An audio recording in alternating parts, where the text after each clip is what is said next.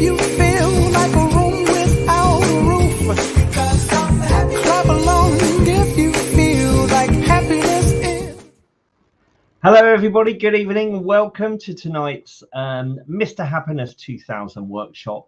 And this is of course entitled How to Make the Law of Attraction Work for You Using the Energy of Sexuality.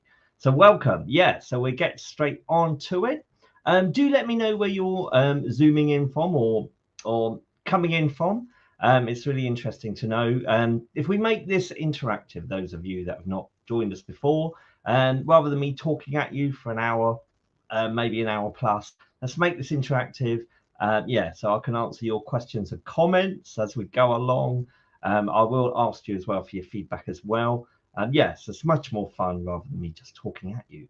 And yes, so let's get a move on then. So so all of this and what I'm going to talk about tonight is coming from the Abraham-Hicks philosophy. Let me know if you're familiar with Abraham. How much of you know. Cool, excellent. You can hear me okay as well. That's one thing I wanted to know. So okay, we've got some people coming from London, the USA, Leicester, Epsom, London. Fantastic, excellent. Yeah, I actually went and saw Abraham in May this year in Amsterdam, and it is a phenomenal experience. I can certainly tell you that. A bit about myself. I used to run a charity called Feel Good UK, which was endorsed by Louise Hay, who publishes she was the former sort of CEO of Hay House Publishing. She's now transitioned, but Hay House, for anyone knows, it's them that published the Abraham-Hicks books and meditation and stuff and cards, etc. So, and for her to endorse me was a great thing. And I was teaching long-term unemployed young people the Abraham-Hicks philosophy, and it was the most powerful stuff. Yeah, as those of you that are familiar with it already know. Your comments are coming in thick and fast. That's fantastic. Maheen is saying very familiar with Abraham and Esther. Brilliant. Yeah, you know, it's life-changing. I'll share a bit about my experience in a moment with that. You can find out more about me at mrhappiness2000.com. I do these free workshops. I do group sessions. I also do one-to-one counseling for those of you that want to get happy a bit more. So so tonight's workshop then, how to make the law of attraction work for you using the energy of sexuality, is ultimately going to teach you conscious thinking. That is what this whole philosophy, the whole Abraham-Hicks spirituality is about. Once you become aware of the importance of your thinking and how it affects your feeling, you are in control of how much you enjoy life on planet Earth. It is going to tell you how to think, because there's a particular way that you need to think, but not what to think. There is a difference. I'm not going to tell you, you can't think that, that's bad for you, because we've all got our own individual desires. And the way this workshop is going to work, we're going to listen to 3 audios from Abraham, and then we're going to sort of deconstruct them. It'd be really good if I can get your thoughts and opinions on what you hear as well, rather than me just telling you what I think. But the whole purpose of this, we're going to make this fun. We're going to enjoy ourselves over the next hour and learn a bit as well, how to improve our lives. It's going to teach you how to gradually work to love yourself more, improve in your life, because that is at the heart of all of this philosophy. And I'll explain that in a bit more detail as we go on. It's all internal work. We are going to do tangible exercises as well. So we're not just talking the theory. I think that's the most important thing with this. I know a lot of people, they've heard of this stuff and they kind of, oh yeah, law of attraction, blah, blah, blah. But you can tell they're not applying it. So that is my real drive in all my teachings that I do. And the aim is to teach you self-management, self-empowerment. So you can apply this at any point in your life when you're struggling, when you're feeling a bit crappy. Yeah, so you can get handle on your life, handle on your enjoyment of life. This one is really interesting. It's the most popular topic that I've covered so far. Last time I did this, and we have loads of people on the call. Again, with this one, there's almost 150 or over 150 people have signed up for it on the meetup. Some of them are probably going to watch it on the on-demand version. Why is that, I wonder? Is it because it has the word sex in it? Yeah, you tell me why this has piqued your interest. And I promise you it's going to be clean. There's going to be no porno, no pornographic material, anything included. So those of you that are maybe being a bit apprehensive about joining this, you can breathe a sigh of relief. It's going to be clean fun, I promise you. Yes, let's move on then. And we're going to do as well, because last time I've done this, we're at a Q&A session at the end, which usually becomes about dating and relationships. So get your questions ready if any of you have got any questions on your current romantic life. What I will say, I'm no relationship guru, but I can tell you the kind of Abraham-Hicks philosophy. And yeah, it's fun. It's always good fun. And lots of people said they benefited from it before. So get ready to fire your questions at me. So moving on then. So yeah, some of what you may hear tonight then may challenge you, and that can be a good thing, especially if you're struggling and you don't know how to move forward. What you may hear may be problematic because this whole area of sexuality, we're very controlled. There's a lot of, it's a big taboo, isn't it, in society? And I think that's where so many people are looking for like a breath of fresh air on it. And yeah, so especially if you're in a, born into a specific religious group, or yeah, sort of, you've been programmed basically and told a lot about this subject and what you can and can't do from a young age, you may be struggling with this topic. So this may challenge those established beliefs that you've got within you. But let's go straight to the solution, because it is always with this Abraham-Hicks stuff, it's one solution for every topic. And rather than sort of hold this till the end, let's do this first. So I mentioned it's the law of attraction, making the law of attraction work for you using the energy of sexuality. Those of you that maybe don't know what the law of attraction is, law of attraction is that everything in the universe is energy. Okay, all energy has a frequency, and basically like energy attracts like. So if you want to manage the improvement of your life, you need to manage your own energy, manage your frequency, improve the frequency that you're on to start attracting better energy, better physical manifestations, better life experiences to you. And how do you know what frequency you're on? By the way you're feeling, by your chronic feeling state on a moment by moment basis. Okay, and one big indicator of your feeling state is your energetic state, how much energy you've got in your life. And it's irrelevant to age. There's a lot of teenagers that are quite flat. They aren't thinking in the best way to utilize their life and get the best out of life. And maybe they're not enjoying life because they're attracting stuff that maybe doesn't make them feel that good. Law of attraction is always working. This is the big thing. When some people stumble across this philosophy, they go, oh right, I'm going to start using the law of attraction. It's always law of attraction is what is manifesting every moment of your life. So from the day you were born, law of attraction was applying to your life. So you can't switch it off. Okay, but once you're aware of this, you can start making this universal law work to your advantage. And that's what I teach you tonight. Okay, yeah, so it's responding to your chronic emotional state. And how do you create your emotional state? You create it through the thoughts that you chronically think. You get handle on your thinking. That affects the way you feel. And so once you're conscious of this, as I said, conscious thinking, you're in control of your life. So the big question is, how can you make this work for you and continue to do so? And I'm going to look at this tonight, tell you how to do this tonight.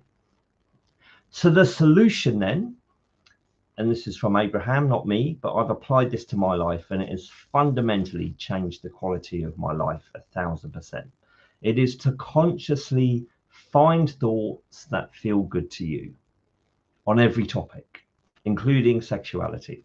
Okay, so money, romance, work, relationship, the government.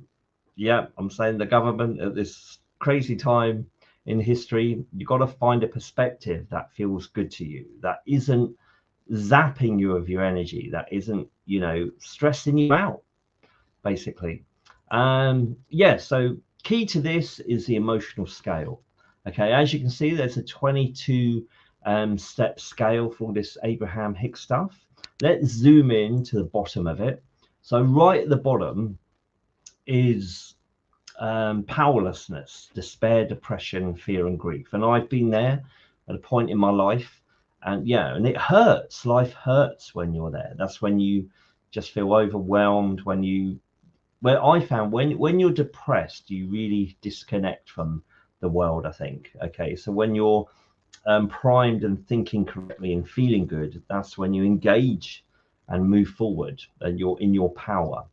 Climbing up from number 22, which is powerless, despair, depression. It feels a bit better, but it doesn't feel brilliant. So there's still work to do. But, you know, it's interesting. Hatred and rage is better than depression and powerlessness. There's more energy flowing through you, not as much as you need to be happy. But, you know, being angry is better than being depressed. You feel you've got a handle on life, but it still hurts you. And then we climb up a bit more. There's worry, blame. You know, worry, I would say, actually, worry is what a lot of people experience around the issue of sexuality. So look how far down that is. Okay, it's kind of what we're saying. It's further down than being in the middle, isn't it? So it is more to heading towards the bottom. If you're worried about sexuality, or, you know, doubtful, discouraged to engage in, you know, sexuality, that's kind of, it's zapping you. This is basically wherever you are mentally on this topic, it's telling you if you're connected to your energy stream or not. As we climb up, yeah, it goes to frustration, impatience, disappointment, overwhelmment, pessimism. 8 is boredom. And then when we go to the top of the scale, this is where our power is, from 7 to 1. When we're contented, when we're hopeful, when we're optimistic, this you get a shift of energy. Okay, and, you know, as I said, we're talking about relationships here. Some people or they do, you know, use this forum to talk about their relationship status, etc. If you're optimistic, you may not have met Mr. or Mrs. right now, but if you can get yourself into an optimistic mindset that they're on the way, the love of your life is on the way, it's coming to you, you're not doing anything wrong, that can make you feel 100 times better. And then eventually this person has to manifest. This is the law of this. Okay, yeah, positive expectation and belief. There's so much energy in expecting it. And this is the thing, you don't need to have got it. Whatever you want to manifest in your life, you don't need to have got it to feel it. When you're positively expecting it and believing it's on the way, that gives you a buzz straight away. That gives you emotional hit. And let's have a look. Someone's saying this now. Do you know why what's on the screen is oh, right, okay. I'm doing this over Wi-Fi, unfortunately. I was normally doing it over Ethernet. Apologies for that. Okay. Someone said mine is fine. Try reloading. Okay, so yeah, it does depend on your internet connection. Okay, but yeah, there's no way around this, I'm afraid. But yeah, as we climb to the top, then there's enthusiasm, eagerness, and happiness. And then right at the top is love, appreciation, joy, empowerment. And that's what we're all aiming for, isn't it? You know, for anything in life. All the spiritual texts say this, all the movies that we watch say this. We're all seeking love. And that is what's at the top of the emotional scale. So yes, everything that isn't number 1 is a cutoff from love, and anything below 7 is moving into negativity. If you look on the scale again, let's just go back to it. Number 8 is boredom. You know, you're better being contented than bored. Bored is cutting you off from your energy. Okay, so we're looking at tonight then how sexuality, the energy of sexuality, can help enhance your life. So would you agree with this? Your feeling state determines the quality of your entire life. Okay, once you're aware of this, no matter where you are, if you and no matter what's happening around you, you can be like at the moment, it's the summer. Outside my window now, it's pouring with rain, which for some people can trigger them to feel a bit crap, a bit like, oh, isn't life rubbish? Where's the sunshine? But if you're feeling good and you've practiced ways to feel good, what's happening around you is irrelevant. You maintain a high energy, you feel good. It's a fantastic coping mechanism. The outside world doesn't affect you. So this is what we're looking at. It's finding thoughts that feel good so you can cope with life and move forward positively. And so let's do our visualization exercise. Make this fun. Don't get too hung up on this. But this is key to all of this. Okay? This is key to improving your life using this philosophy. So first of all, then check in with how you feel right now. Just, are you feeling a bit exhausted? Are you feeling a bit grumpy? How are you feeling? Just check in and be conscious of this yourself, okay? And then I'm going to ask you to focus your mind on a person. It can be a film star or someone from your own real life that you would like to get, and I'll be diplomatic with this, frisky with. Okay, focus your mind on this. Play the mind movie of this happening to you right now. So you're alone with this person. You don't need to tell anyone in your life who you're going to focus on right now, but just allow your mind to go there. And I ask you to do this for 2 minutes. Okay, so we're going to start now. Do this for 2 minutes. Just shut your eyes if that helps you focus, and play the mind movie of you getting frisky with the person of your dreams. Okay, over to you. We'll be back in 2 minutes.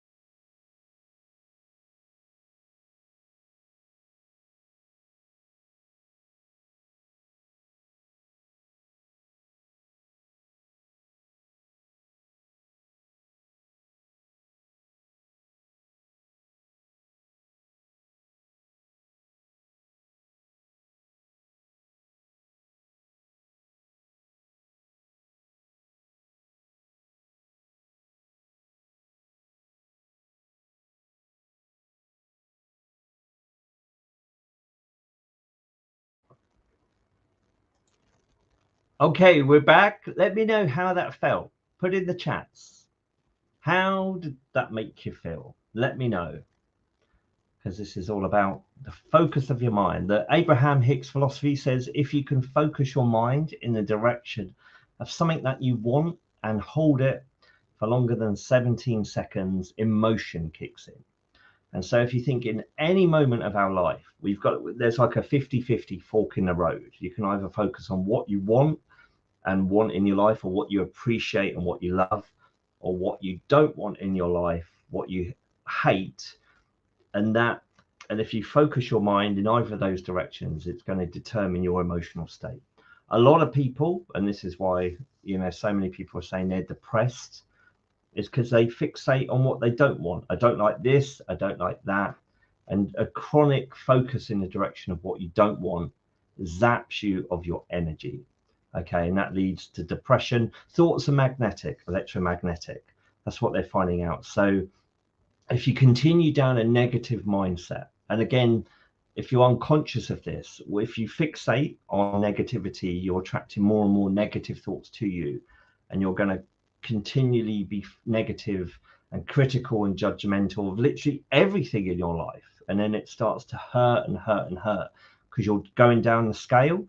If you do the reverse and start to focus in your life on what you love, what you appreciate, what you want in your life, what you enjoy, what you're looking forward to happening in your life, and you talk about that and you focus on that, even if it isn't physically in your world right now, even if it hasn't manifested, but as long as you're mentally fixated on that, you're going to feel good. You charge yourself with energy, you enjoy life. We got one comment, only one comment come through.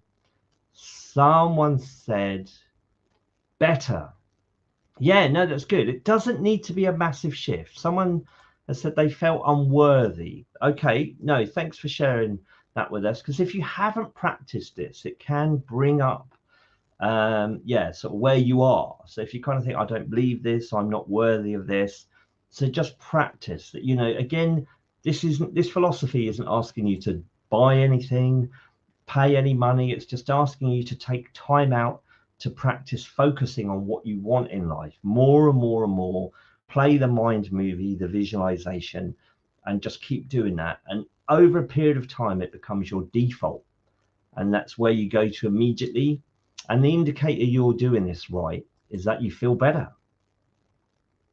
What's this? Do I feel like the outside world disappeared? Yeah, because the outside world doesn't matter, because when you're focused, when you're focusing on what you want, your feeling state sort of takes over, and what's happening in your physical world is kind of irrelevant because you feel good.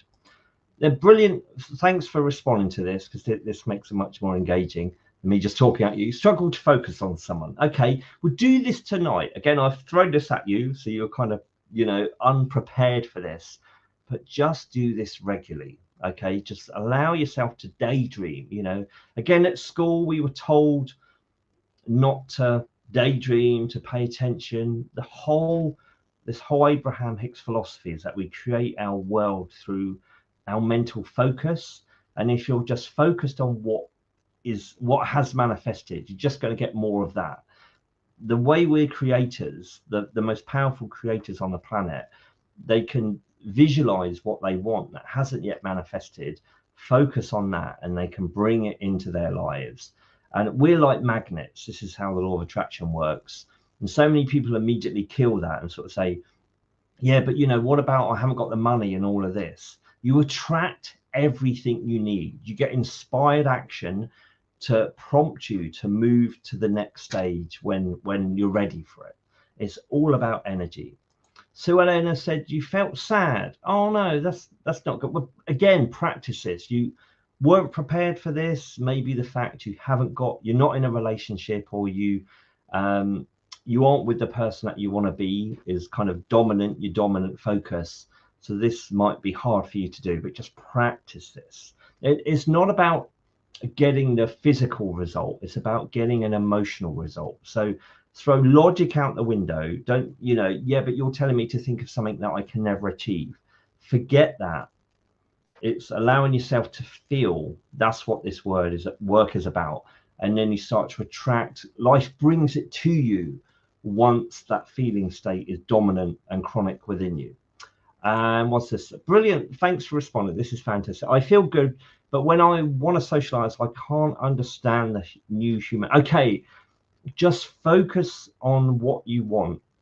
Okay, focus on who you are. Have an internal conversation saying life is working out for me. Life's really good. I don't need to control the outside world. I don't need to understand the outside world. I just need to be me, know that I'm doing really good. The world is a good place. Ultimately, a lot of people are confused right now, I will attract the people that I'm ready for, that are ready for me. And just talk yourself into positivity, and then you get moving. If you talk again, it's that fork in the road. If you tell yourself you can, you can. If you tell yourself you can't, you can't. If you tell yourself the world is a horrendous place, you won't want to move and engage in it. If you tell yourself the world is nice, that it's full of nice people, the news is not telling us the truth, the world is a positive place, you're talking yourself into positivity, you will move to engage in the world. It's all about that. These comments are fantastic. It felt a little unreal. Fantastic. M Pengus, yeah, almost pervy. Okay, you say thanks for the sharing. Be honest with this. Yeah, feel it's a fantasy, isn't it? Allow yourself to fantasize, because what law of attraction says, if there might be one person maybe that you feel you can't, that they're unreachable, whether it's a film star or whatever, that this is just pipe dreams. But if you allow yourself to feel and just go there and fantasize, you will attract the essence of what you love or what you appreciate about that person who may seem out of reach into your life. And there's one story that I always tell when I do this topic. I read a story of a girl that was absolutely obsessed with Gary Barlow, and she had his posters all over the wall. She loved Gary Barlow basically, and she ended up attracting into her life and marrying a guy who was the dead ringer of Gary Barlow. It wasn't Gary Barlow, but she was happy, and she's happily married to him, and he looks like Gary Barlow, and she's satisfied. That's what the law of attraction does if you allow it to. It's about finding the feeling. It was more a distraction from committing and reflecting of distance from my sexuality. Right, okay. Well, we'll look at this more. This isn't pipe dreaming, okay? This may seem silly. It may seem, what's the word, frivolous. It's not. This is about managing your focus to connect with your energy. And you've just started doing this, some of you. Some of you said you found it hard to focus. I understand that. So it's about practicing, learning to focus. But, you know, even if you just get a tiny shift, a tiny feeling of lightness, that's where I asked you to check in with how you felt before doing this. Just that slight shift of lightness is a shift up the scale. That's all it takes, okay? You're moving in the direction of the top of the scale, and that is so important, okay? How would you describe this feeling? Who was it who said? Pengus, Pengus, pervy. This is where this topic's a bit squirmy, isn't it? Because it can seem, you know, what are we going to talk about? Are we, you know, to talk about, you know, our sexual desires and that is awkward. And I feel the same. That's where I'm kind of trying to make this as fun as possible. But it is so important, as Abraham is going to explain as we go on. How would you describe the feeling? How would you say, did you feel awkward with it? Some of you have kind of hinted at that. Did you feel lighter? I've obviously practiced doing this. When I did this exercise with you a moment ago, I felt lighter. I just felt a slight shift and an excitement kind of thing. Sharing the clips. But once you start practicing this and you start focusing up the top of the scale, you're going to feel invigorated. You're going to feel turned on. If you really indulge in this, you feel what's called horny. You're buzzing, eager, more alive, enthusiastic, vital, connected. That is what all this is about. I'll be frank now, if I may. I won't play any, don't worry. But, you know, those of you that have watched any pornography, it's these kind of feelings that, you know, if you watch a 5-minute clip or 10-minute clip or whatever, this is why people keep coming back to it. And Abraham's going to talk about this tonight. Okay, but it's a connection. You feel you're tapping into the energy source of life. And these shameful words is what you feel. And this is where we feel awkward about this, because we've been told they're shameful, that they're not healthy. That is the lie of this around this topic. But anything that gives you that adrenaline, that invigoration of energy, that is healthy for you. Okay, let me know what you think. Do share it in the chat. Okay, because the opposite of this, when you're not doing that, and maybe these feelings are more, you're more experienced these than you are the kind of switched on feeling states. The opposite of all of feeling horny, or feeling invigorated, connected, switched on, goosey, you know, you got your mojo, is feeling fatigue, exhaustion, bored, apathetic, hatred, jealous, insecurity. There's no connection here. These are outside the top 7 emotional states, are at the top of the emotional scale. And that's what most people are feeling. There's no power in these, and it leads to a life of dissatisfaction. It's interesting, isn't it? I just thought of this actually. If you think, like, if successful people, famous people, we're constantly told they're having loads of sex. But if they're feeling connected in their success, in their power, not only are they getting loads of money, but their sex drive is higher. It's because they're connected to the energy of life. Allowing the solution then, allowing yourself to feel sexual energy is the quickest way to connecting with the love that is source energy. And Abraham's going to explain more of this tonight. Okay, it is the strongest connection to source energy that exists. And this is where this topic is so powerful, because so many of us, and myself included, for a substantial period of my life, I felt so ashamed to do this, and I was a shadow of myself. I had 15 years of chronic fatigue, and it was related to my sexuality, a shame and fear around feeling, sexual emotions, and it led to me having 15 years of chronic fatigue. And when I found this philosophy, and I started doing the work I'm telling you to do tonight, I reconnected with my energy. I refound myself. I refound my happiness.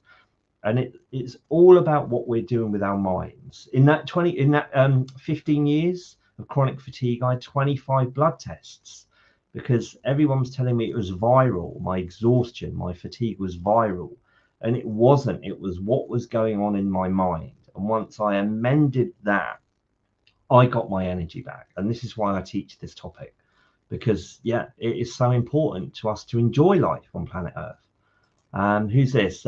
Paulina, it felt great. Natural. Yeah, that it should be natural. So thanks for sharing. So let's move on. So the solution then with all of this, as I said, is to find thoughts that consciously to consciously find thoughts that feel good to you. And it may be euphoria or just a slight lightness. It doesn't matter, as long as it feels good to you. You all know what negative thoughts feel like. They feel heavy. There's a pain. It feels like you're carrying a burden. Whereas with positivity, there's a lightness. There's a zinginess to it, isn't it? So let's move on then. So it's about learning to focus your mind in the direction of what you want in life, what you love, going to the top of the scale, not what you don't want or what you hate. That's what all this philosophy is about. So you've got to mentally talk yourself and visualize yourself into everything that you want. And the more you do this, it's going to give you energy. Most people are doing the opposite, which is why they're saying they're stressed. Most people say, I really like to do this, but I can't. Creates energy rip. As long as you sustain that energy rip, you're going to be stressed. You have to go with what you want. The law of attraction says every time, the contrast of life is to make us desire more. And those rockets of desire are fired into our future. They are a potential reality for us to live and achieve and experience. But we have to go with it mentally. We have to feed all of our desires, our mental energy. If we don't, and this is what most people are doing, it creates an energy rip, stress, and they just feel crap. They don't enjoy life. They never achieve their dreams, and they just die a shadow and live a life of their shadow of their potential. I experienced that for 15 years of my life. So let's listen then to Abraham-Hicks talk about some of this. It's going to be split into 2 parts. Okay, so I'm challenged because I grew up in a religion, and I love my faith and the person it has helped me become.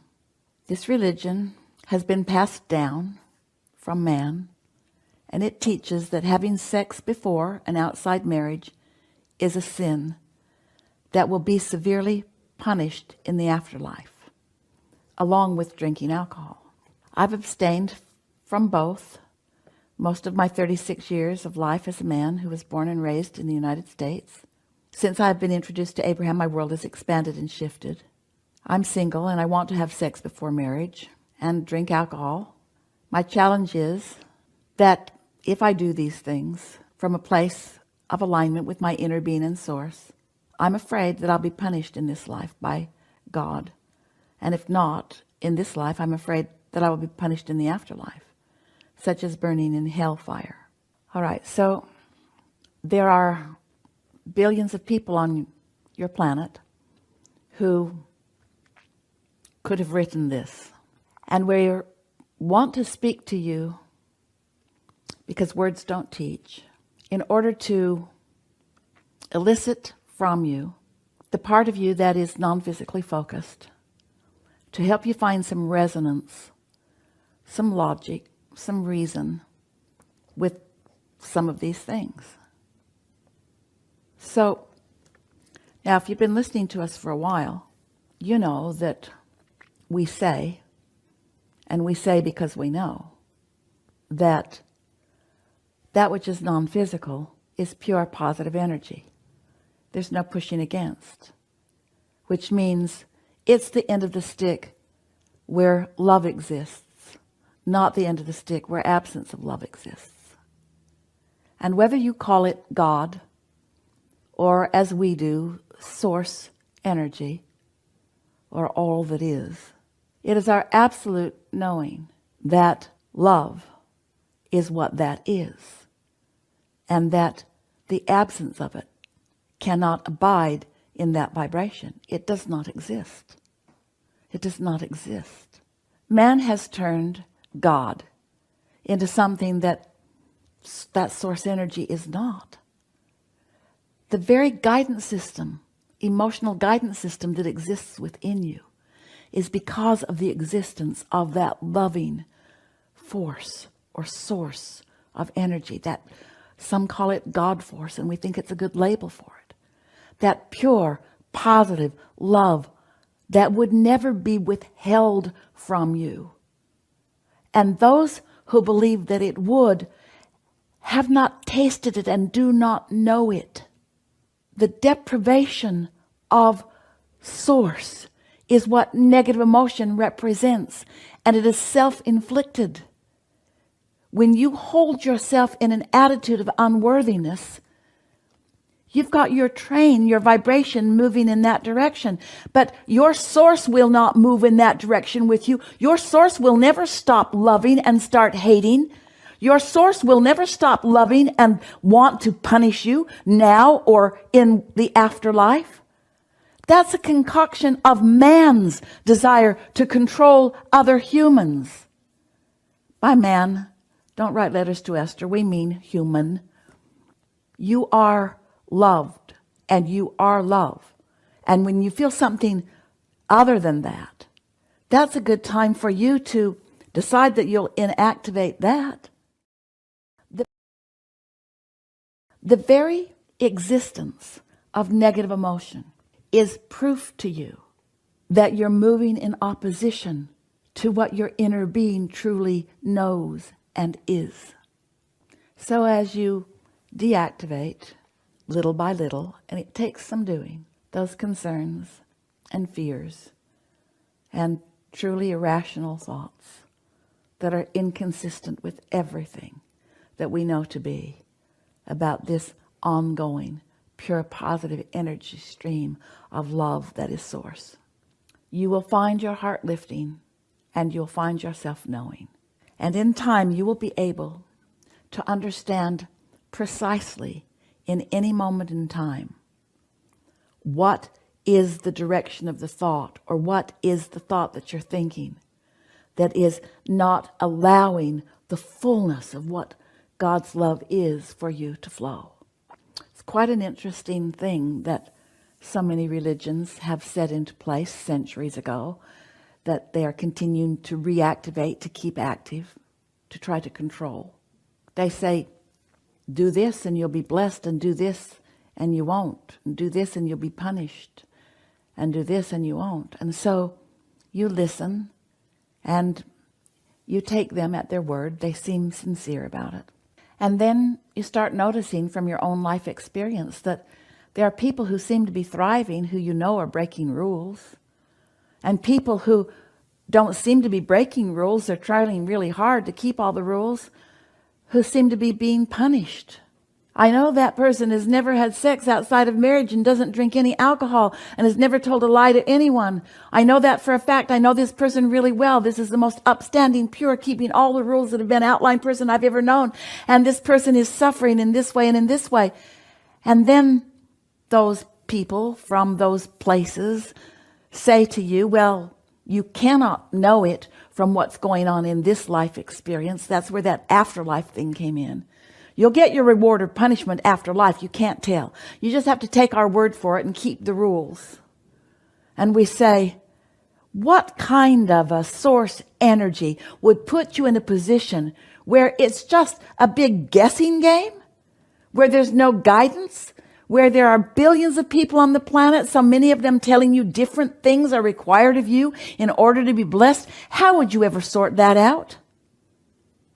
But can't you feel the absolute logic? Doesn't it resonate with you at the core of your being? That you have source within you who is offering such a steady stream of love that when you deviate from it, you know it? Doesn't that sort of love from source energy make sense to you? Pay attention to the way you feel. We've been talking to you all for a long time about calibrating to that non-physical source energy. Calibrate to your inner being. Feel for that and get good at resonating there. Let that be what you keep perpetuating, and then watch the blessings, not just blessings of abundance, but blessings of clarity and blessings of vitality and blessings of a glad heart and blessings of knowing which way to go. Blessings of confusion falling by the wayside while certainty comes into your awareness. Blessings of feeling invincible. Blessings of steady awareness of good things. Blessings of seeing the universe yielding to your desires, not because you've struggled and sacrificed, but because you've asked and allowed. That source energy that you are so afraid of here would never test you like that. That source energy does not require the jumping through hoops in order for you to then be rewarded with something.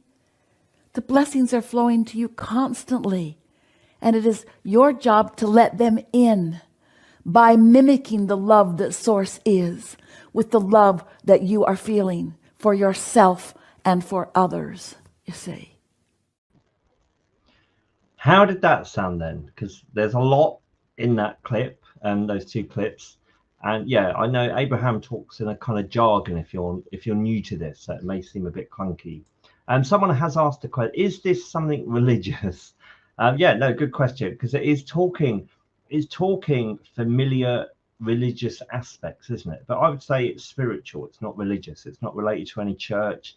But the Abraham-Hicks philosophy is telling us how to effectively feel and think to live successfully.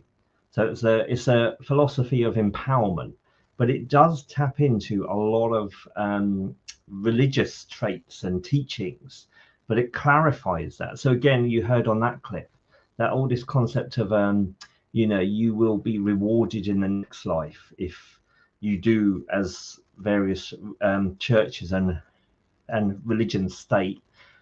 She says that's, as you heard it there, that's gobbledygook. It was designed to manipulate and control. We are meant to have desires and achieve them and fulfill them. And there should be no shame in any of those desires. If you feel shame in any desires or dreams that you have for yourself, that's because you have been manipulated. Someone older than you or a peer figure has made you feel bad about those desires. And I'll clarify that in a moment, because I know that's probably sort of making some of you ask questions.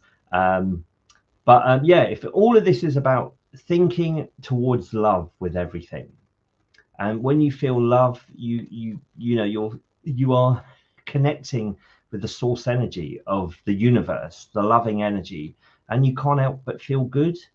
But whenever you sort of have a desire or have a thought but feel shame, you sort of you disconnect from that connection, and then you feel the emptiness, you feel the agony, and if you sustain it, you feel the agony and the pain.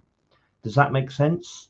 Let's move on then. Yeah, so basically thoughts that feel good, and I include in these the sexual, the horny, the the having your mojo. They contain positive energy, and more energy gives you more life. You look younger. I'm 50. I reached 50 this year, and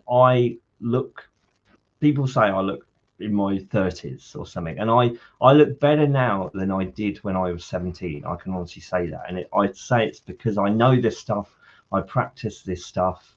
A good thing about teaching this stuff is that you reinforce it, you remind yourself of the teachings, and you kind of have to live it to be authentic with it.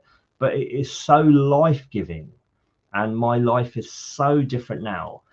I don't have all my desires right now, but the fact I think positively in the direction of them gives me life. And as I said earlier, you don't need to have your dreams achieved, but when you're believing that they can come true, that is enough. You feel the hit, you feel as if you've achieved them already, and that gives you an emotional fullness and an emotional stability that makes life good. You're my best friend, so wow, you look awesome, dude. We are wake up. Thank you so much. Yeah, this is because of this energy. It's all the Abraham-Hicks stuff has saved my life, I would proudly say. That's why I teach it. And the game changer then, looking for positive emotion always with everything, thinking in the direction of love. Let's hear another clip. Let me know what you think while this next clip is playing. It'd be good to get your feedback on this. But let's hear another one now. These are all quite funny, these next clips.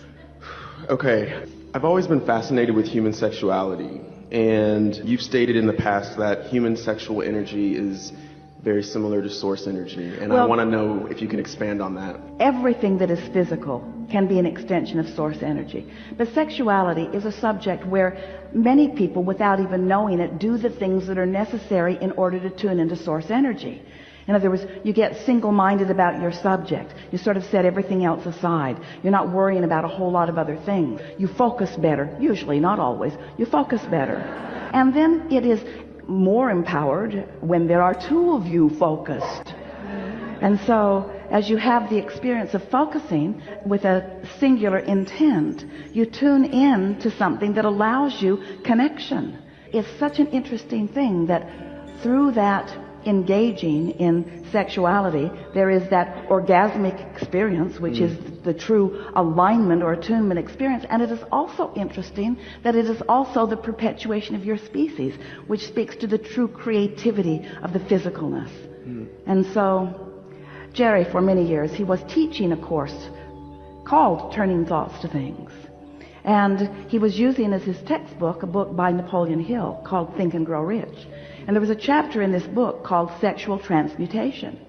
And Jerry always skipped that chapter because it was embarrassing to him to have this conversation with an audience. He wasn't sure that he could make them understand it the way he meant to understand it. But that's what that conversation was about in that book. It's about when you have had an experience where you have allowed alignment and had a personal experience of what alignment feels like, then you can apply that to other things. And so it's the focus, it's the single-mindedness, it's the interest that really is what that is all about.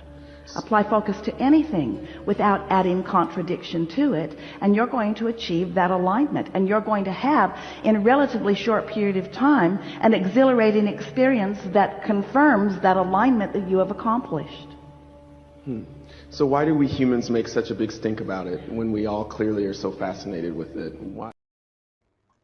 Okay, we've got some very funny comments coming through now. I appreciate it. When was the last time you were asked for ID?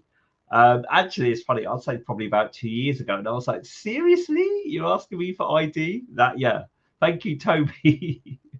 But yeah, so that one. Yeah, this topic of sexuality, there's so many taboos, isn't there, on the subject, and it comes from cultural and religious programming. And as the first clip said, it's about societal control.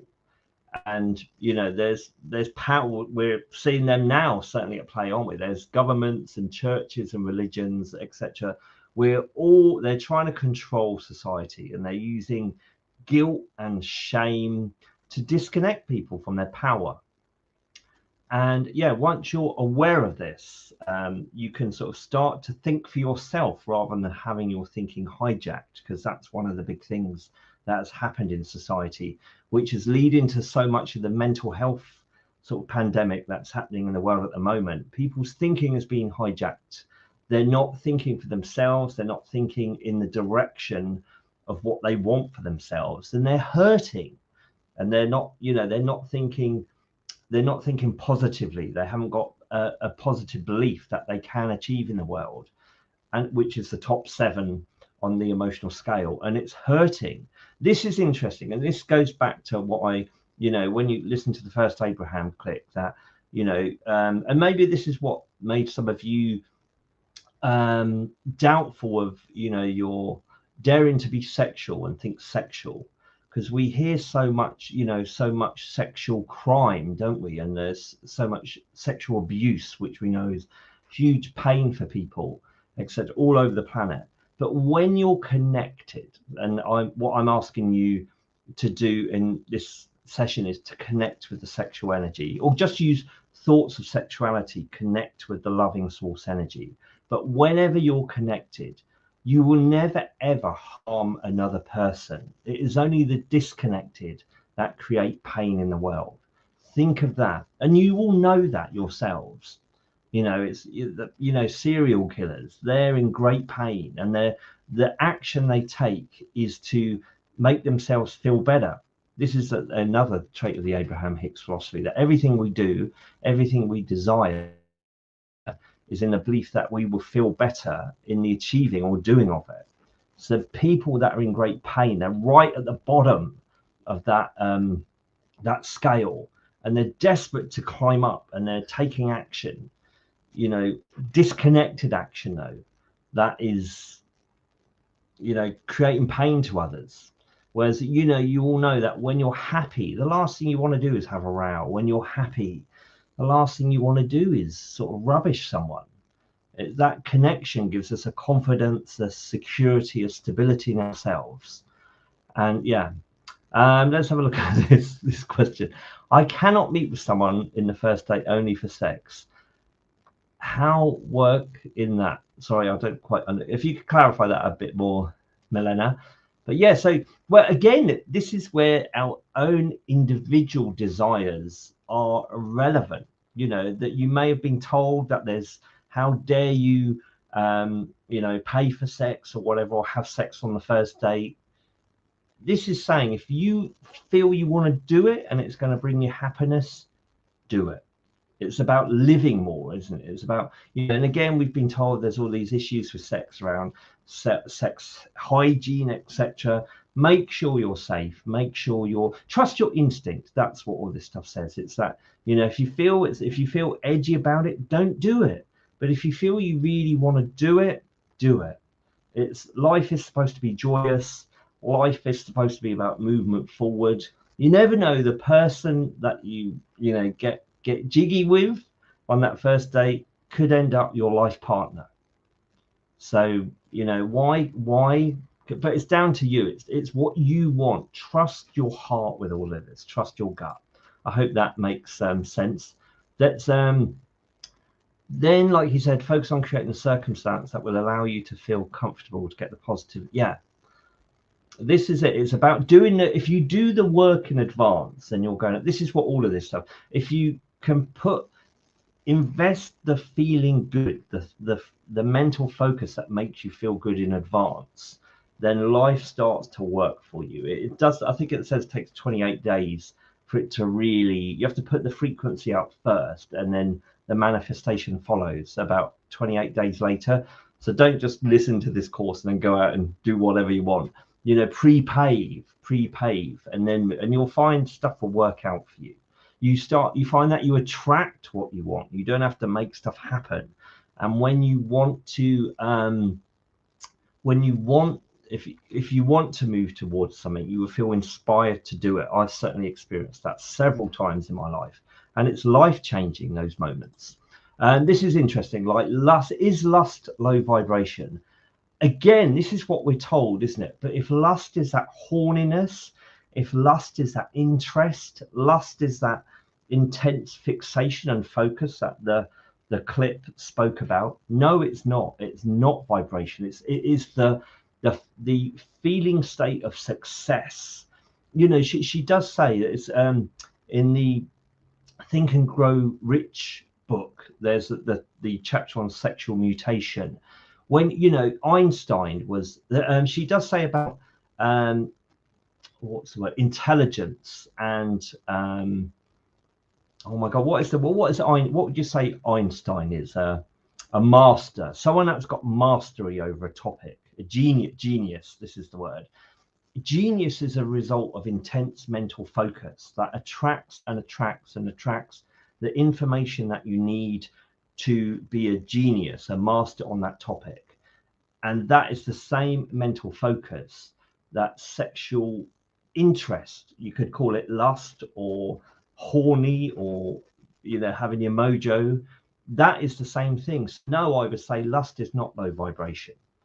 I'd say, you know, if you feel a connection, the energetic connection in lust, that is connection. You're in the top, you're in the range, the top 7, your positive expectation, interest, optimism. It's not, you know, you're focused. You know, if you've got 200 people in the room and you're focused on one person, that leads to love. Does that make sense? Don't follow love. I would say, like, don't just jump on someone, you know, but if lust makes you connect with that person and have a conversation, then that is you moving towards your desire. Does that make sense? But yeah, don't, again, when you're connected, you will never harm another.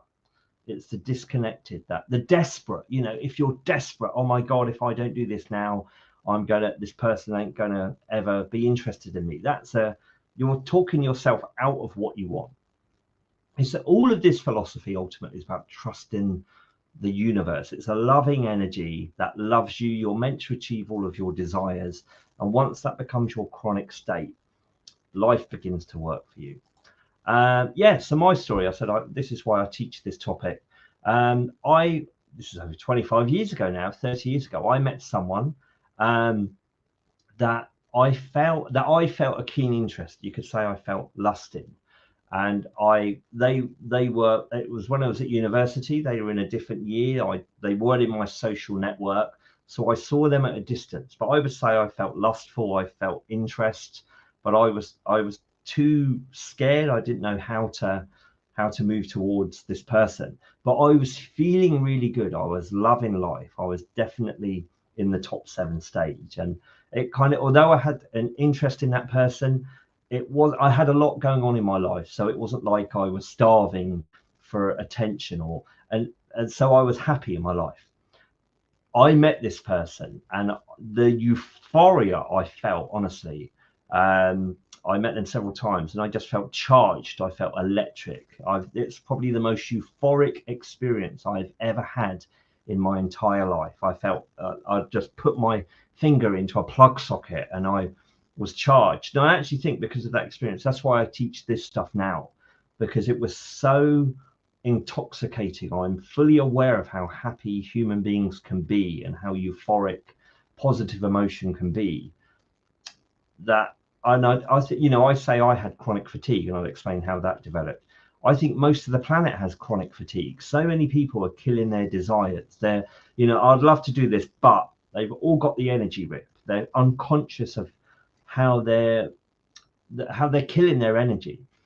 But yeah, I felt euphoria. Without a doubt, I would call it love. I felt love for this person, but it was a guy, and I was not ready for that, and to, you know, confront that aspect of my personality. And I immediately felt shame. I immediately felt horror that, oh my God, I'm feeling this for a guy. And I disconnected, and this individual dropped out of my life. I would describe myself as heartbroken, and I was heartbroken for 15 years, and my energy just crashed. And that's the danger of this stuff, that if you aren't conscious of how important your energy is, you can be, sort of shortchanging yourself. And ultimately, this isn't about being in a relationship or, it's about being connected, fulfilling your potential, that, Maslow's self-actualization. It's about living your best life. That's what being happy in the moment. That is what all this is about. And it's all about energy connection. But if you're killing, I'd love to have that person, but it won't ever happen. You're just killing the dream. It's painful. You're giving yourself pain. Does that make sense? Let's see what this is. But no, honestly, this is where this topic gets a bit wishy-washy, a bit squishy. If porn is what gives you the connection, go for it. If it makes you feel good, and if you that from, if you're feeling a bit flat and then you watch a clip and it gets you buzzing, go for it. The final clip that we're going to talk about actually is about porn, online porn, and you'll hear Abraham-Hicks's take on pornography. And again, we've been lied to about pornography and the emotional impact it has on us. But if any of you got any questions or dating questions that you want to ask, when you're coming to the end now, yes, so sexual focus is intense interest. It's energized, it's being engaged. Our entire being is consumed by the source energy, and there's nothing wrong with that. That is the most important statement I can say on this workshop tonight, because I've experienced the negative consequences if you try and shun that energy and disconnect from it. It kills you. Ultimately it is the result of intense, uncontradicted appreciation. And if we go back to the emotional scale, right at the top of the scale is love. Love is empowerment, appreciation, joy. So love and appreciation are the same thing. It's just looking at someone and you're not killing it. You're not thinking, oh, I love them, but, or, they're all right, but they got skanky teeth or whatever. Whenever you fancy someone or wherever you're in love with them, you just look at that person with no judgment, no contradictory thought. Maybe, you're doing this to your pets rather than people, because a cat or a dog are easier to love than people. But would you say those of you that maybe aren't in a relationship but you've got pets around you, you love your pets and you look at them with intense, uncontradicted appreciation, and that gives you connection? That is the same thing. It's about the focus of the mind, allowing your mind to focus uncontradicted in a loving gaze. Follow your gut. You got to follow what makes you happy. And this is where I say I will never tell you what to think, but you need to know how to think. And the how is that you focus without contradiction. You allow the thought to flow. You got to follow what makes you happy, or what is the point of life. Remember, again, when you're happy, you're connected, you're never going to do harm to anyone. So don't think, there's a price to pay for happiness. Which some religious texts and religious teachings do tell you. The love of money, they say, is evil. But do you think rich people have just focused on appreciating wealth to the point they've attracted it? And that's a whole other topic. But, if you're condemning wealth, you're probably broke. So that's another, fix that aspect of your life to start enjoying life more. But I would say this, and again, practice the pre-pave the good feeling stuff first before you go to take action. The action follows, and you'll feel the instinct to do what you need to do to achieve the desire. You feel that, you'll give it, and you can't fight it when you feel that. Let's hear the last clip now then, because I've kind of jumped ahead of that. So let's go This is quite funny. This has to do with this 12-year-old girl, and then I got a call from my ex-son-in-law who's in kind of a meltdown because he found his son was going to a pornographic site on the internet, and he's 14. How odd. And he said, I know. So he said to me, "You're the best mother I know, so I have to call you. And what am I going to do?" I said, "Well, the first thing you're going to do is understand this is probably fairly normal for a 14-year-old boy to be curious about this sort of thing." But so here I am with this. If it weren't normal, the site would not be visited. But since it is the most popular site on the internet, it gives you some idea of how normal that must be. And I said, the first thing, you know, just don't get all upset about this. And talk to your son about pornography. So from what you're now hearing, I'm having a 12-year-old and a 14-year-old. I raised my children a long time ago. I mean, and here they are. I got two in this same week. So what's your gut telling you? What is it that you really would like to say to them? We'll tell you what we would like to say to them. I would like to say to them, there are many things that are going to happen. Oh, you're so much kinder than we are. As you're growing up, that people are going to freak out about, get all upset about, but in the long scheme of life, they're just a tiny little thing that doesn't matter who. Yeah. Don't get too upset about. That was kinder. We were going to say butt out. No. But they asked me, this is what I would say. Very good. Well, what we would say to them, if they were really asking and really wanting to know, we would say, the thing that causes more people to feel more discomfort than all other things put together is trying to guide their life by outside standards. So as you shake your finger or offer your laws or offer your punishment as you believe that something that I am doing is inappropriate, what happens is you hold yourself apart from the well-being that you could be living, and you give me, the child, a distorted picture of how to guide my own life, because now I need you every step along the way, or I need to carry a very big book that is a very big consensus of what everybody else thinks is right or wrong. And now I've got this really big dilemma, because not only could I not possibly lug the thing around, I don't know whose version of what I should follow. There are so many people that dig up versions that have been buried for like 2,000 years and then try to apply it to their own experience. You are born with guidance that lets you know in this moment whether you are on your path toward the well-being that is natural to you or whether you are not. And as a parent, there isn't anything that we would want to do more than to introduce, through the clarity of our example, our children to their own guidance system.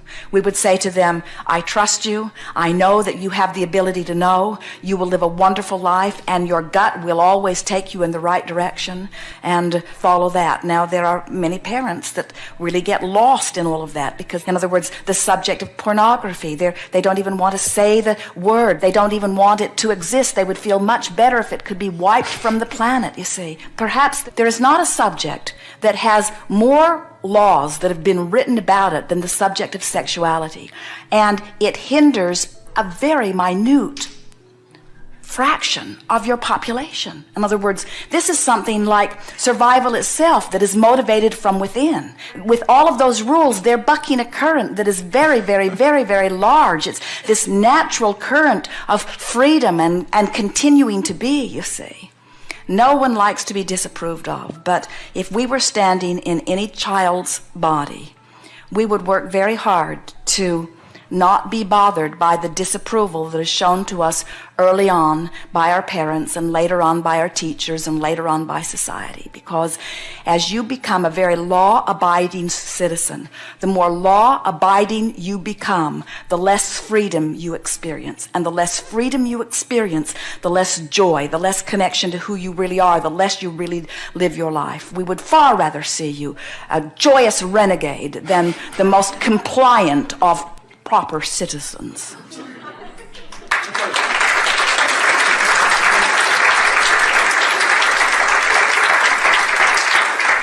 parents are in a very uncomfortable place because the law holds them responsible for what their children do. But for the most part, it is not an issue. In other words, if you early on, or any time you make a decision to, show your children that you trust them and help them to find the joy of connecting to who they really are, not only will they not disappoint themselves, they will not disappoint you, and they will not be in a place where the society will find judgment against them. How did that sound then? Let me know your comments to that. Yeah, so this is where it's really radical, isn't it? She said on that clip, be a joyous renegade. Folk, as long as you're connected, as long as you get yourself connected, do what is going to bring you joy. Be true to yourself, and then you will start living your true potential. And again, when you're connected, you won't be causing harm to others. It is them that are disconnected that are the ones that are that are causing harm, doing the crimes. Let's have a look. So there's some really good comments come through. Where is it?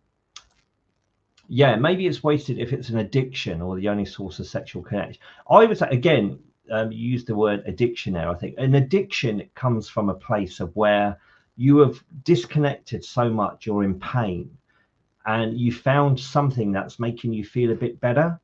So you're constantly sort of reaching out for that activity or that drug or whatever it is to make you feel better. And the way it's making you feel better is because in the time you're doing it or taking it, it's reducing the pain, the emotional pain that you're otherwise feeling.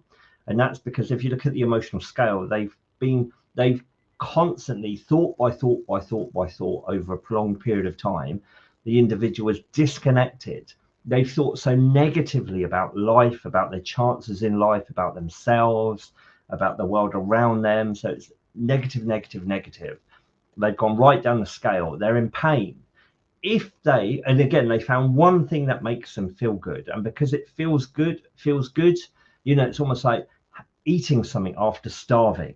You salivate on it. Oh my God, you're so hungry for it. You want more of it. You can't consume enough of it. It's that kind of experience. But if that person consciously got control of their mind and looked for thoughts that felt better on a wide variety of topics, they'd start to climb the scale and the addiction wouldn't be required. So nothing need to be an addiction if you're managing your energy state well consciously. What else are the comments? Yeah, because if something is connecting you, whether it's again, this is the thing, because society in general is saying porn is disgusting. Oh my God, we should be ashamed. But that has come through religious and societal sort of control structures. But as the topics that Abraham talking in the clips tonight, it's our natural way of procreating. We're all here because shock horror, our parents had sex for us to be here. It's a natural way humanity continues, and yet there's so much shame. And if we could just alleviate that shame, we'd all feel better about ourselves. We'd have a more positive relationship with ourselves. There is the awkwardness around this topic that is making it so problematic in the world. So if watching porn makes you feel better, and if it helps you start moving towards feeling better, I would say do it. And that may seem radical to some of you, that may seem disgusting, but this stuff is about being a joyous renegade, finding what works for you that makes you feel better. Some of you might, I don't know, want to go roller skating because that makes you feel good. Whereas other people say, why are you going roller skating? It's a waste of time. Why are you doing that? It's the same thing. What brings one person joy is not necessarily relevant to someone else, but you've got to be true to yourself. Let's see what the other depends. Harm can be to self or to neither is likely to be sustainable, helpful. Yeah, it is that. When your life begins to beat up on you, when you're acting in a way that is destructive or harm, you can't continue it. Basically, you either get put in your place by others, or you break the law or something. So it's you can't sustain it. Whereas when you're doing good, when you're connected and you're doing stuff that's beneficial, then life rewards you and it opens up and you feel good. You can't help but be a positive influence in the world. Honestly, I can't tell you that enough. People want to be around you. You find the right thing to say at the right time, because you're kind of in, it's almost like having the force. I love Star Wars. I see this very similar to the force. You're guided, your emotions guide you. You must all know this. You must all have been in a state or a place where you've just been really enjoying life and you've just found everything works. You were in that flow, and it is when you disconnect from that life becomes problematic. Let me know your thoughts on that. Yes, so my thoughts on this topic: love yourself. So what we could go to the question and answer thing, if any of you got any relationship questions or any questions you want to ask on this now. But these are the things that usually come up, so I thought I'll preempt them now. It's all about loving yourself. If you can, I've said, focus on positive, loving thoughts towards sexuality, etc. But if you can do the same to yourself, what one person earlier, when I said to think about to do the visualization exercise, they said they felt unworthy. That suggests you haven't practiced feeling good about yourself, and I've certainly been there. You feel awkward, you kind of feel, well, why would anyone be attracted to me, etc.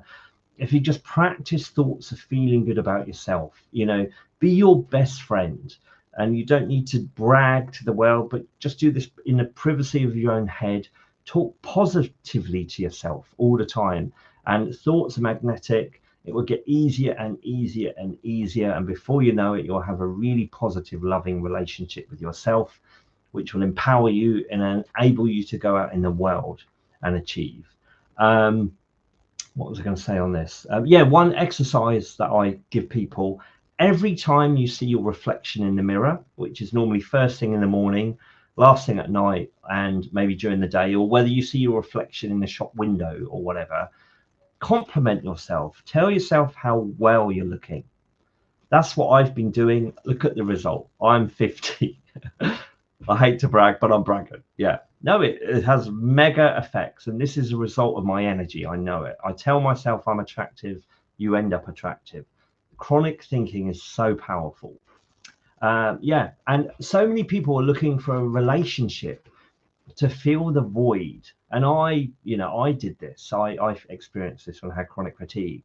And I would say what I learned from that experience: we have all got so much love that we want to give to another. So much love. Give that love to yourself. The love, the dreams that you want to give to another, give it to yourself first. Fill your cup fullest, so that when you're high frequency, you're going to start to manifest your desires. And if a relationship is one of those desires, it will manifest. Love yourself so much so that you can be a fantastic, positive influence on your other half, your partner, so you can live in, and you'll connect someone at the same frequency. So you're going to get, if you can get yourself to the best that you can be, you're then going to attract someone of a matching energy. Wow, what a harmonious relationship that's going to be. So many people are in a low energy state, and they're thinking if they could be in a relationship, it's going to be the fix for their life. No, it's going to sort of magnify who you are, and all the insecurity and sort of negativity you have, it's going to be projected onto you by another. So I would rather be single for 10 years than be in a crappy relationship. Honestly, I think it's much more, you live life much more productively. And just because you're not in a relationship, it doesn't mean you can't live. That's my take on this anyway. And another thing is, because so many people are saying, I'm dating or whatever, but I'm meeting a lot of people that are rubbish, certainly on these apps or whatever, and they're blowing me out, ghosting me or whatever. And I would say, what if the contrast, and Abraham says this, I'm only stealing what she says, what if the contrast that you're currently experiencing is preparing you to get what you really want? Is so much of the contrast of life is to give us clarity. If you get sacked from a job, then it's like, I want a more secure job. That desire is fired. And if you believe and expect it, you can achieve it. If you've got no money, you see so many millionaires that have been bankrupt. That's the contrast. They never want to again feel the pain of bankruptcy. So they move and focus on being rich, and they achieve richness. It's all about that. So whatever's going on in your romantic life, your sexual life right now, embrace it. See, what is the lesson it's teaching you? What clarity is it giving you? And then focus on what you want. Don't focus on that pain of that, or otherwise you just keep repeating and attracting that back into your life. Anyway, I will be quiet now. That's me done. So any questions? Any of you got any questions? The question has come through, I think. Is that what did you mean about the dating app? Yeah, a lot of people are saying they're on dating apps, and they're chatting to people that they then don't meet or something like that, and they just feel they're being mucked around. And I would say, yes, my personal opinion of these dating apps, I don't know if they're true. I really don't know if they're there's all these attractive people on these apps. Are they real? I think you can create all these AI characters now.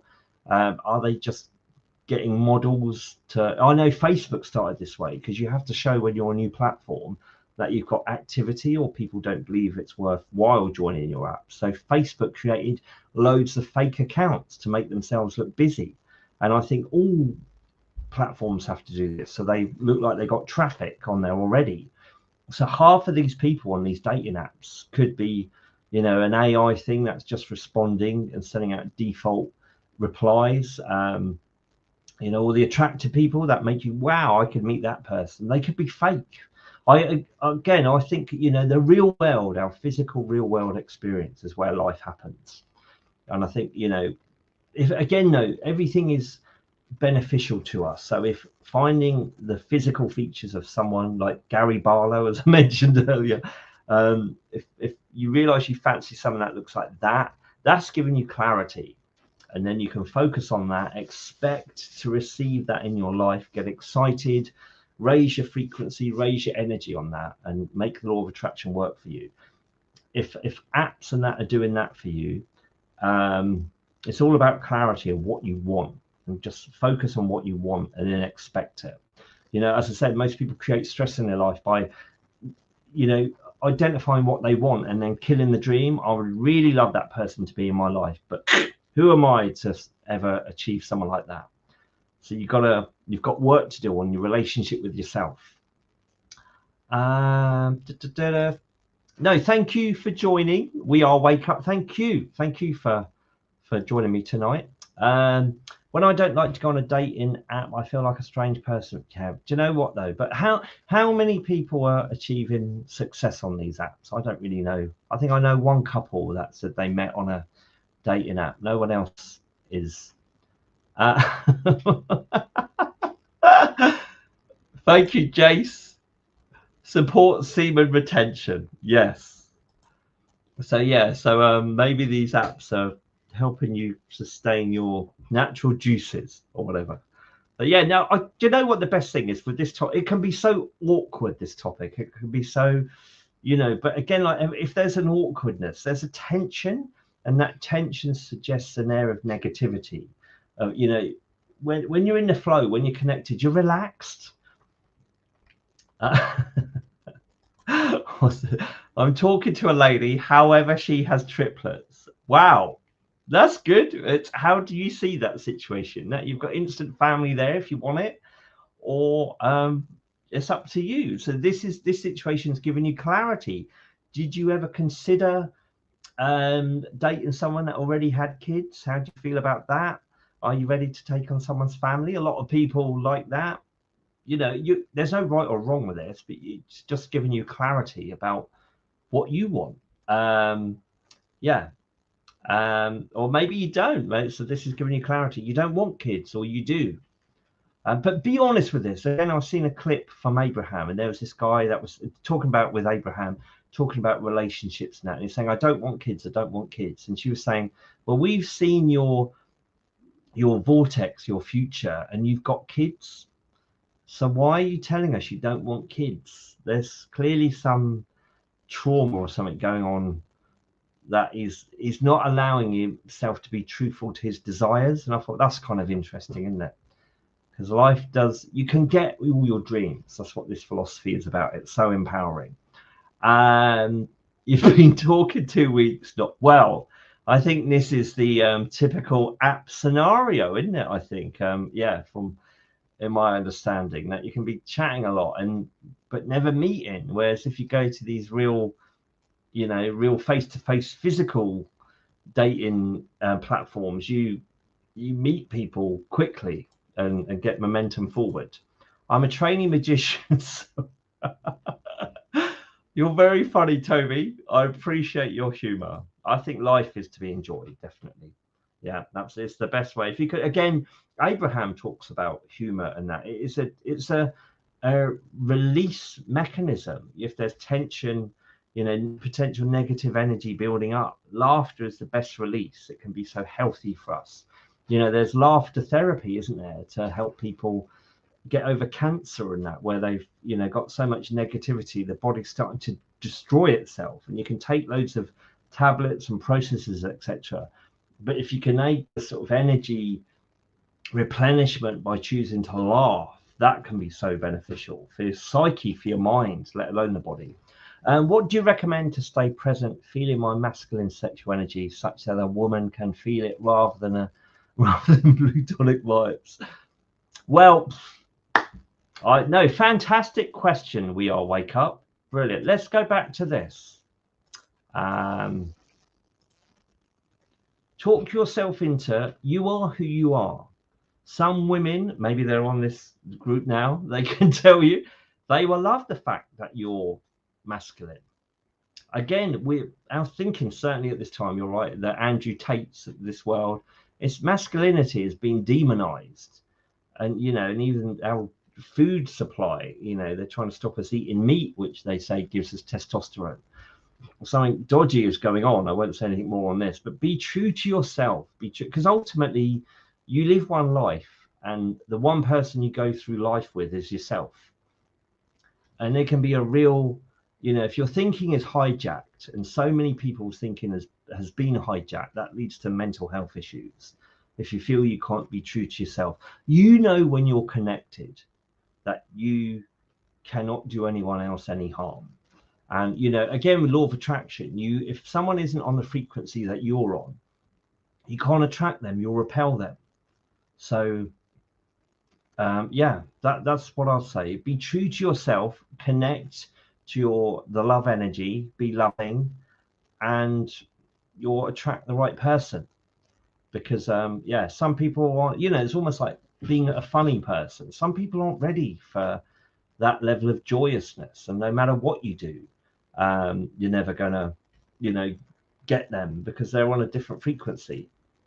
What practice helps to be true and reconnect to sexual alert, especially when it's been suppressed for so long? Okay, I would do the visualization exercise that we've done, where you just allow your mind to go there and allow yourself to feel horny and charged and connected. And I'll be frank, I'd say if watching porn gets you there, do that. You don't need to tell anyone you're doing it. Just do it in the privacy of your bedroom. Don't do it in public. But allow all, these tools are there. It's entirely natural. The sexual connection is the most heightened connection to source energy that there is.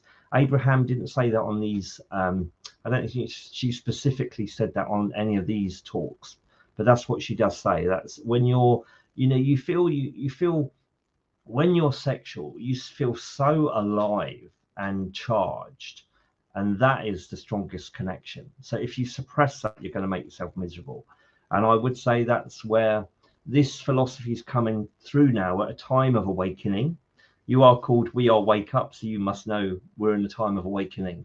And it is that by activating your sexual energy, you activate a lot of your own personal energies, but as positive consequence in the rest of your life, not just in your sort of sexual life. It's difficult tuning into that sexual energy without coming across as overpowering and single-minded. But this is it. When you're single-minded, It's so if you're imagine with this you're talking when you're meeting people. Is it you're coming on too strong? Okay, can you dispel that then by making it humorous so that you're being playful? You know, if you're coming on too severe, that could be empowering. If you can make it more playful, then that might help. Because for me, it can be quite overwhelming and all-consuming, which I can only imagine is not so attractive. Again, go back to that. Watch the playback of this. If you just hit the link, it's going to be online for about a week. She does say if you're trying to factor in what the rest of the world and what everyone else is thinking, you send yourself mad. You just send yourself mad, and then your energy is zapped. If you just be truthful to yourself and prepare yourself in advance, get your energy high, so that when you're in these scenarios, you're relaxed, you're spontaneous, you're reacting to the world around you. That's when you're in the ebb and flow of life. Cheryl Keek, thanks. Okay, but again, your boyfriend's insecure, isn't he? There's nothing you can do. If someone is so insecure that they've either got to fix themselves or they're going to gravitate out of your life, because if you know you're not cheating and your energy is high, but their energy is low because they're thinking such negative thoughts, they're going to move out of your vibe. So they need to get with it. It sounds like, there's a trauma from the past. They don't think they're worthy, or maybe they've been cheated on before and they haven't resolved that. There's self-worth issues in your boyfriend, and it's going to damage your relationship going forward, because you can't repair. Whatever you do, he's not going to change what he thinks of you. So that's what I'll say on that. No, really good question. Anyone else got any questions, or we could end it there? No, thank you so much, everyone. I do these, hopefully you're all on the meetup group.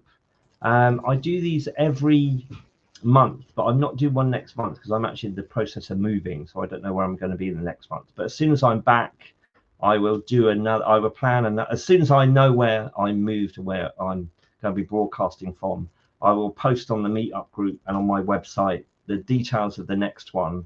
So, and if you've got any, do email me at smile@mrhappiness2000.com. Let me know what topics you'd like me to talk about, and I'll do that. No, but thank you so much. I've really enjoyed this.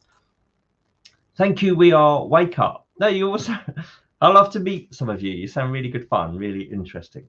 All right then, everyone, take care, have a really good rest of the evening, and hopefully we'll meet again real soon.